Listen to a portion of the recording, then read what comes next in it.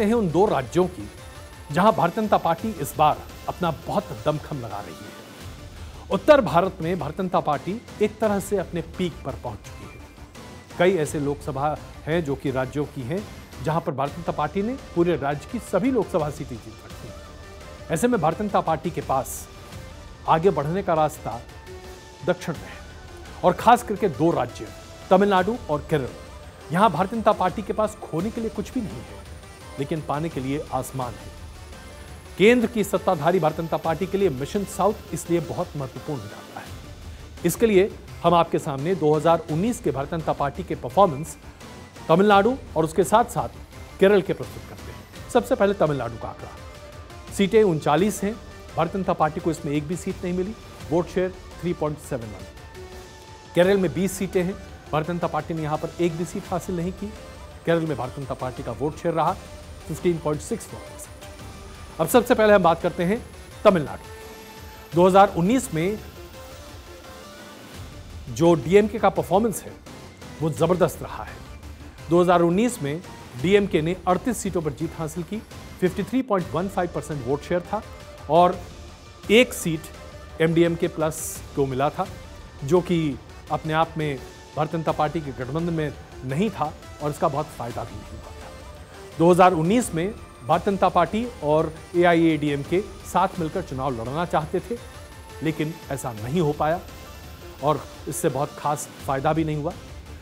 2024 में एडीएमके और बीजेपी ने अपना तालमेल नहीं बिठा पाने की वजह से अलग अलग चुनाव लड़ना मुनासिब समझा है। इसलिए तमिलनाडु में इस बार त्रिकोणीय मुकाबला है।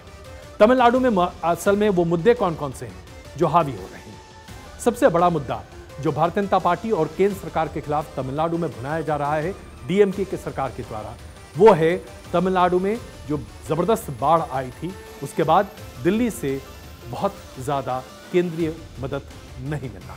ये एक बड़ा मुद्दा बन गया है। इसके साथ साथ तमिलनाडु ने यह आरोप भी लगाया है कि केंद्र सरकार, जो केंद्र और राज्य के बीच में राजस्व का बंटवारा होता है, उस बंटवारे में तमिलनाडु के साथ भेदभाव किया जाता है। जो यंग वोटर्स हैं तमिलनाडु में, डीएमके की सरकार ने इस बात को उन्हें समझाने में काफी वक्त लगाया और इसके आधार पर उन्हें काफी फायदा भी हो रहा है कि जो नीट एग्जाम है इसमें बड़ा गड़बड़ झाला है। इस नीट एग्जाम के गड़बड़ झाले को केंद्र सरकार की विफलता के तौर पर प्रस्तुत करके लोगों के बीच में इस बात को बैठाया गया, जमाया गया कि भारतीय जनता पार्टी नहीं चाहती कि तमिलनाडु के नौजवानों को नौकरी मिले। इसके साथ साथ आपने देखा होगा स्टालिन, जो कि डीएमके के नेता हैं, मुख्यमंत्री हैं तमिलनाडु के, उन्होंने एक ईंट पर एम्स लिखा था, क्योंकि मदुरई में 10 साल पहले 2014 में एम्स बनाए जाने की घोषणा की गई थी।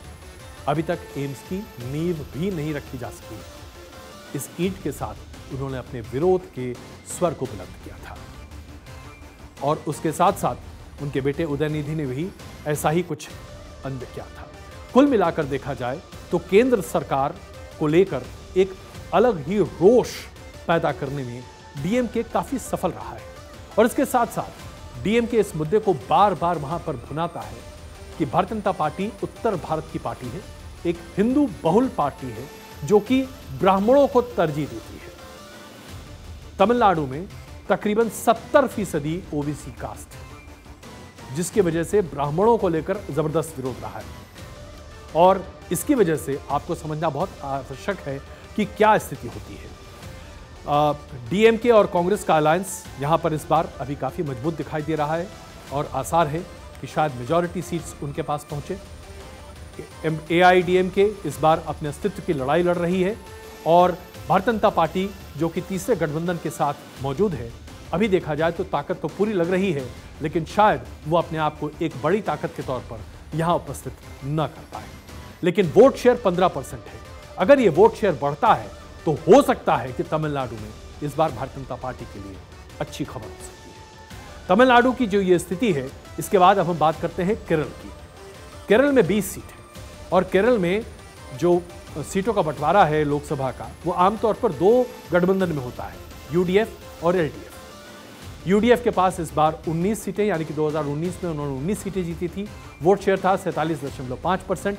एलडीएफ को 36.3% वोट शेयर था, लेकिन सीट मिली 1। एनडीए के पास यानी कि बीजेपी और गठबंधन के पास 15.6% का वोट शेयर था, एक भी सीट हासिल नहीं हो पाई। आमतौर पर तमिलनाडु में बाइपोलर ही चुनाव हुआ करता है। इस बार भारतीय जनता पार्टी ने वहां पर काफी जोर डाला है। प्रधानमंत्री नरेंद्र मोदी ने कई यात्राएं की हैं। भारतीय जनता पार्टी ने इस बार 6 सीटों को ए कैटेगरी सीट माना है और पिछले चुनावों में भारतीय जनता पार्टी ने जो अपने वोट शेयर हासिल किए थे 15%, इस बार बीजेपी का टारगेट है कि वो उसे कम से कम 25% पर ले जाएंगे। तिरुवनंतपुरम और त्रिशूर ये 2 सीट है जिस पर भारतीय जनता पार्टी जबरदस्त अपना जोर लगा रही है। तिरुवनंतपुरम सीट पर राजीव चंद्रशेखर जो कि केंद्रीय मंत्री हैं, उनको उतारा गया है। यहां पर उनके विरोध में कांग्रेस के प्रत्याशी मौजूद हैं।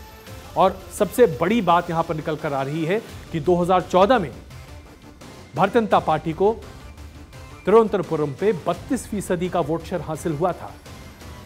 इस बार 2019 में ये 31% के आसपास था, लेकिन उम्मीद है कि इस बार ईसाइयों को अगर भारतीय जनता पार्टी अपने पक्ष में कर लेती है तो शायद भारतीय जनता पार्टी इस बार वहां पर जीत हासिल कर ले। इसके साथ साथ आइए अब आपको हम त्रिशूर की बात कर लें। त्रिशूर में भी बहुत अच्छी स्थिति भारतीय जनता पार्टी की आ सकती है और वो इसलिए क्योंकि इस बार त्रिशूर में भी भारतीय जनता पार्टी ने अपने अच्छे उम्मीदवारों को सामने रखा है।